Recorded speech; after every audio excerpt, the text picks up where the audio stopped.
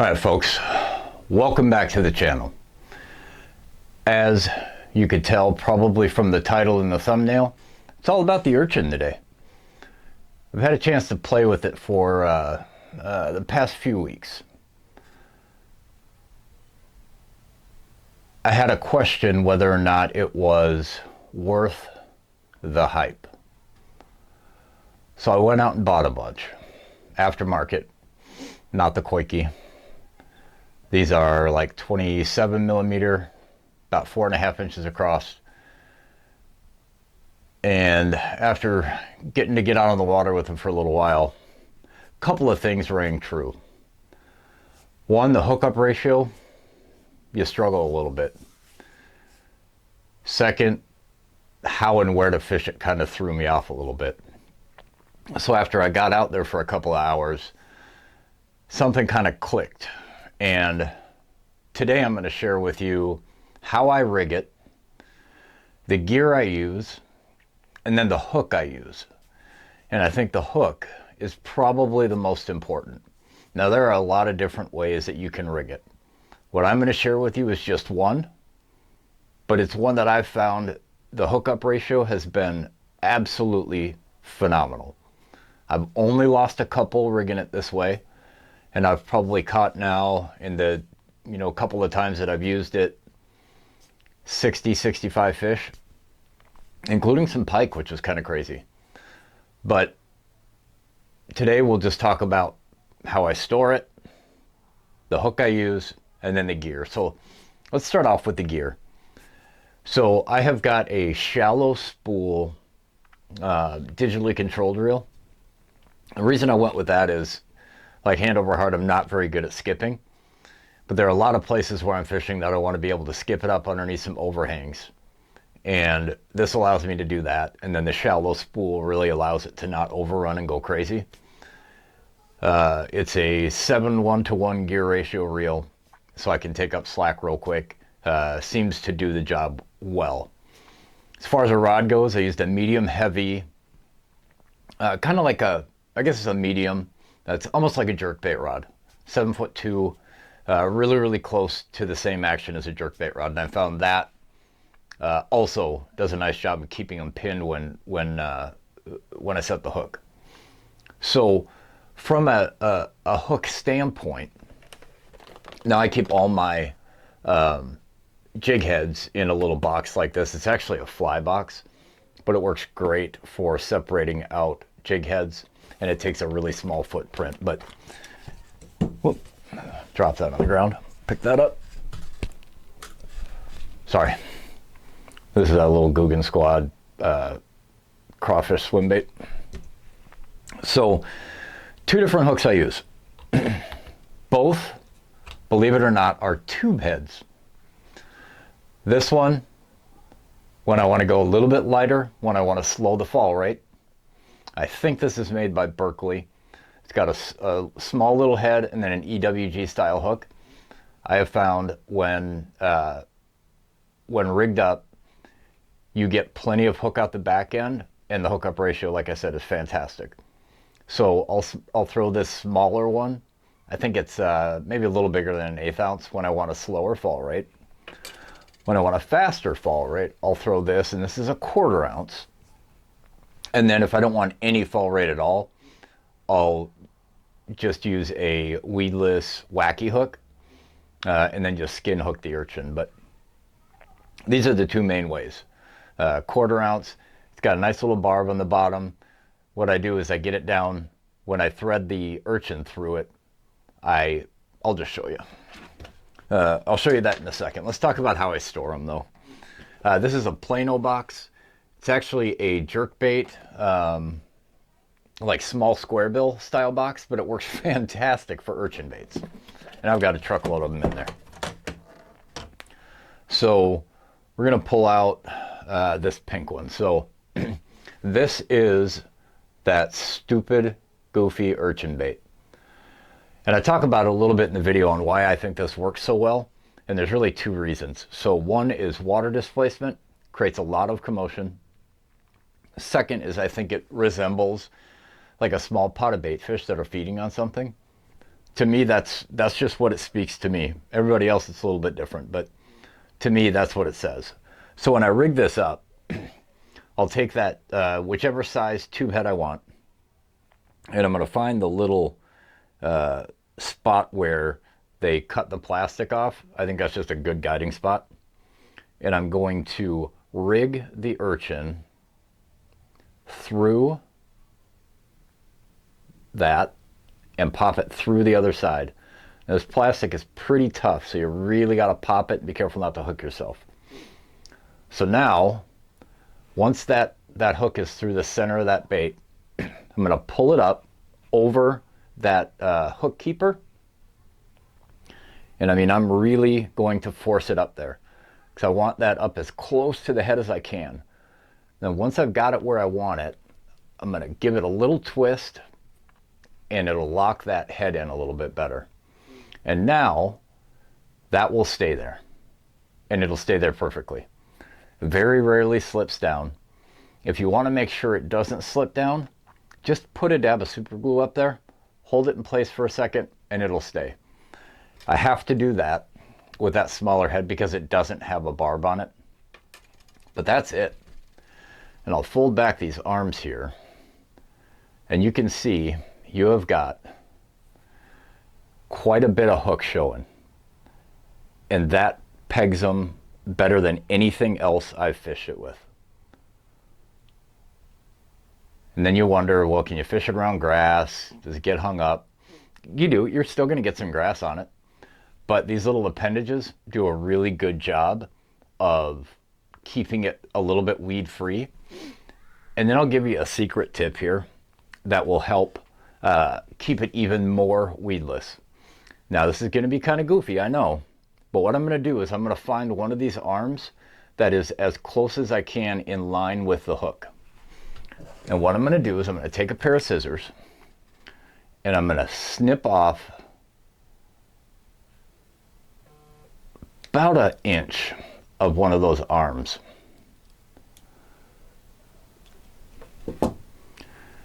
And I'm going to take the remainder of that little stubby arm and I'm going to thread that right on the tip of the hook.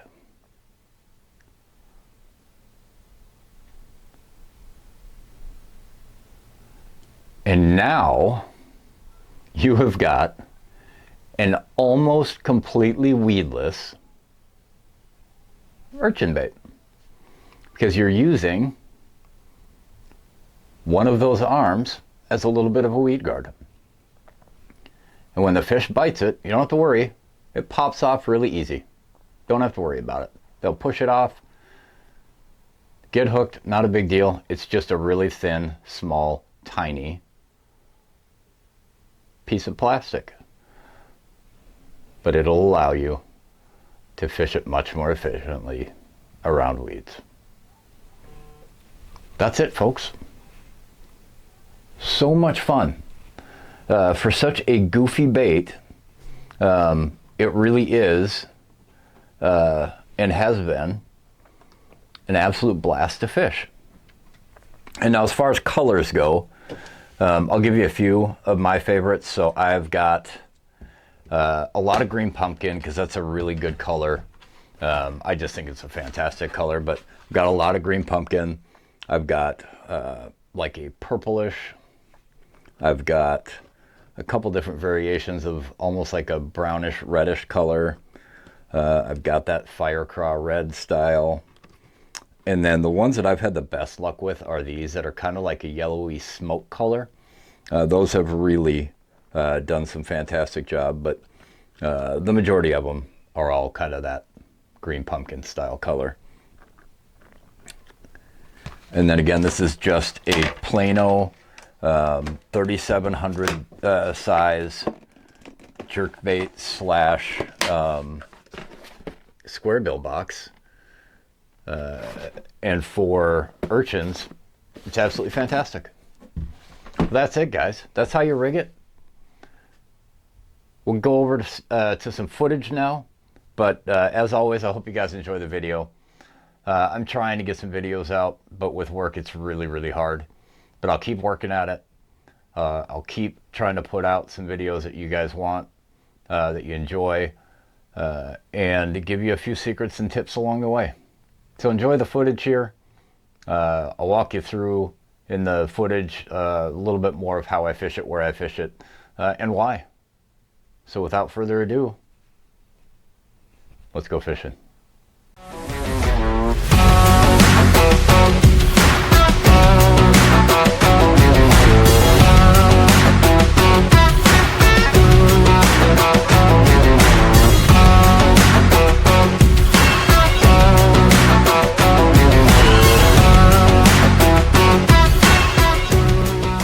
Well, folks, holy shit, we did it. We remembered the camera. We remembered the mic. All of it. And today is all about the Urchin bait. That's right, the latest Craze sweep in the nation. We're gonna start with one of the colors that did really well for me the last time I was out here and didn't get the film because I screwed up. Kind of a smoky yellowish color. We'll talk about the setup and all that here in just a second, but this is it, guys. The stupid Urchin bait. We're throwing it on a little BFS style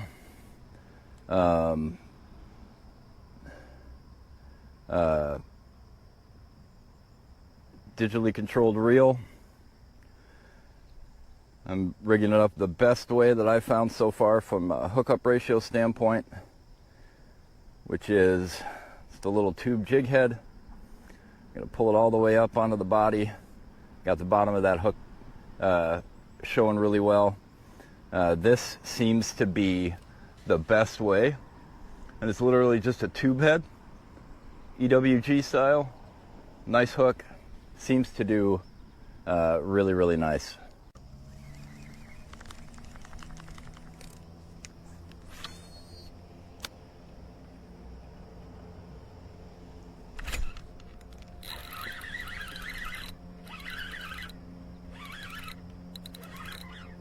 I already got one, and it's a good one. And it is a good one.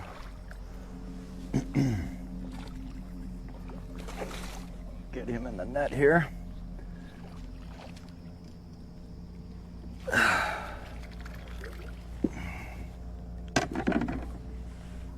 Pop that off.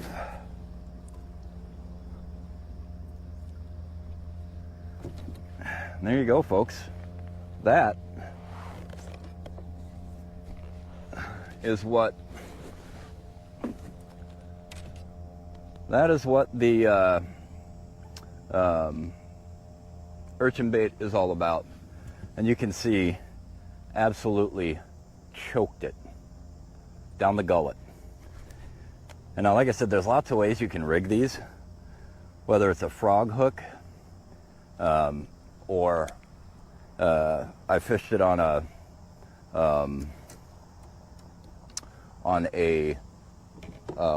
wacky, weighted wacky hook. But that tube head just seems like it's the absolute best way to do it. We got 213. So almost a 3-pounder for our first fish of the day. She's a beauty. We're gonna try and pop a 20 sack today. I've never done it in this pond. Does not mean it can't happen, because I certainly think it can.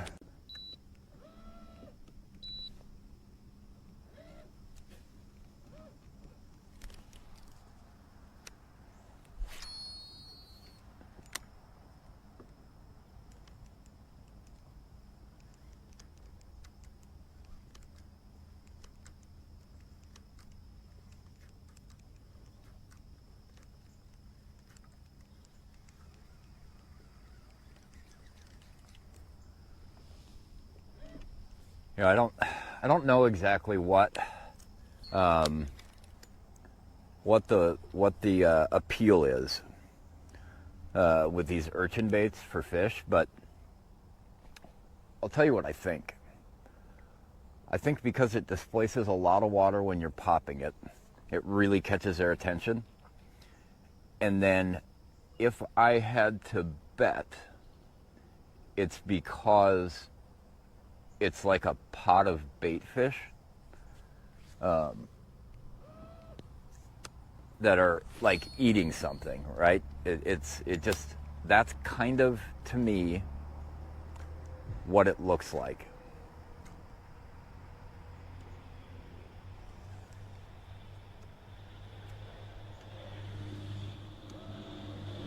So between, you know, giving that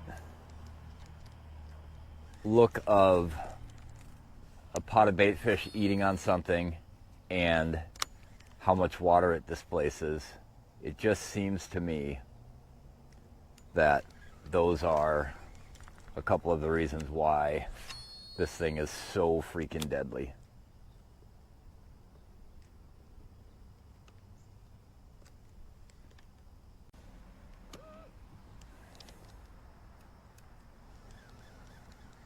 And again, I'm just aiming for the edges of these floating mats. You know, as they float around throughout the day, bass, pickerel, just kind of hang out underneath them for shade. If you can get it, you know, they'll just sit on the edges and just wait for something to pop by and eat it. And just, if there's a fish underneath there, it's going to eat it.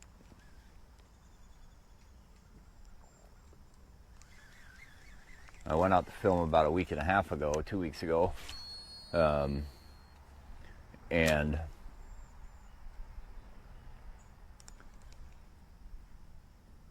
probably caught 20 on the same single urchin bait. So pretty incredible. Durability is great, and these are off-brand ones. So just goes to show you don't need a Coike full cast at aftermarket ridiculous prices. Find your favorite retailer, your favorite soft plastic maker. If they make them, buy them from that guy. Fraction of the cost for all of the performance.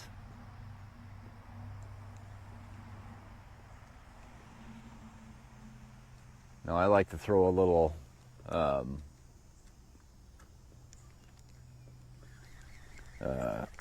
classic Baitmate bass scent on it.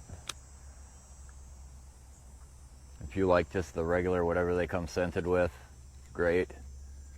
I'll go through 3 or 4 bottles of this Baitmate stuff throughout the year, mostly because it just doesn't last very long. It's good for, you know, 3 or 4 casts before it, you know, kind of wipes off.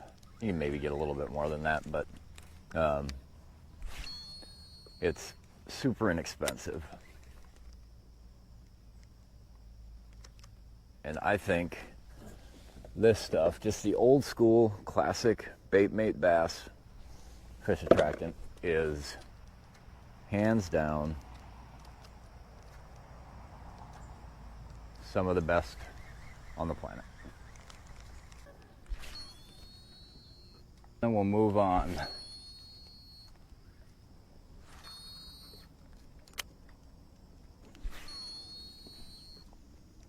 And repeat.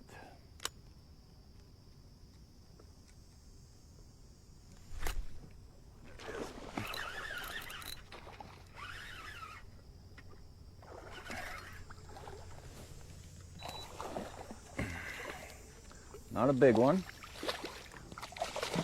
but he has it choked. It's a good one, another couple pounder. Get this out of his face here. Gosh, they choke it. Another good one. A couple of pounds. We're on the way. We are on the way. We're not quite to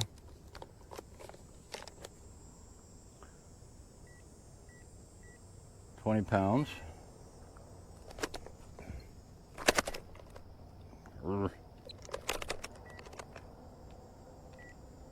Shut it off, it's acting stupid. It's 2.9, by the way.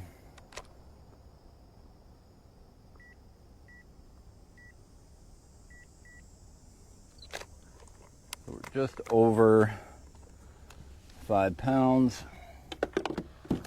Not a bad fish, though.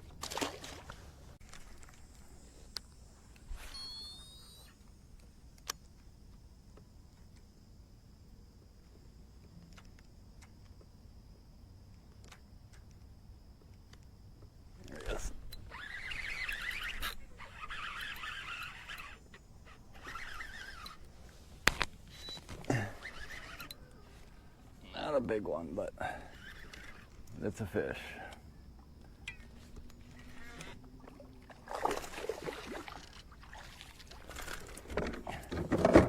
Pound and a half or so.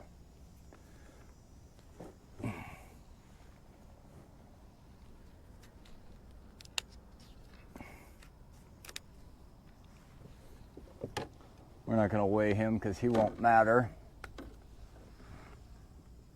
Little guy, but fun.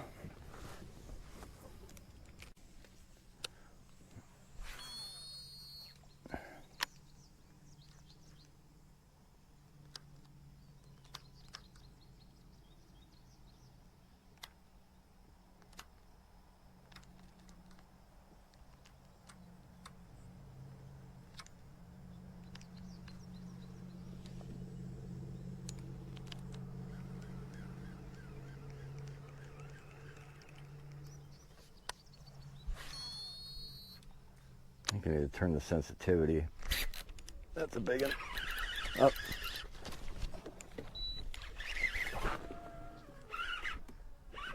That's a big one.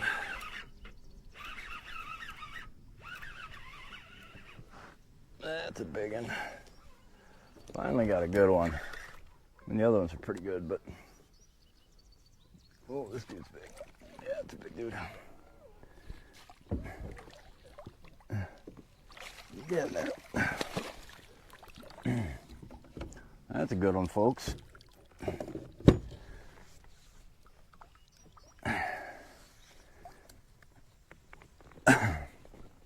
Probably about a little over 3 pounds. Oh, come on.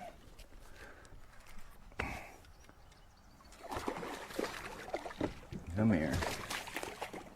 He's not going to come off. He's hooked way too good, but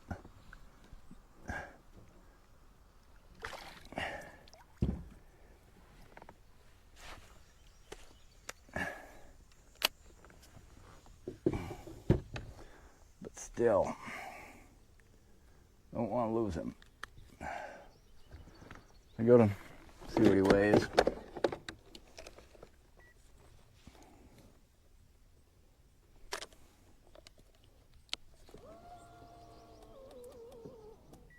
Gosh.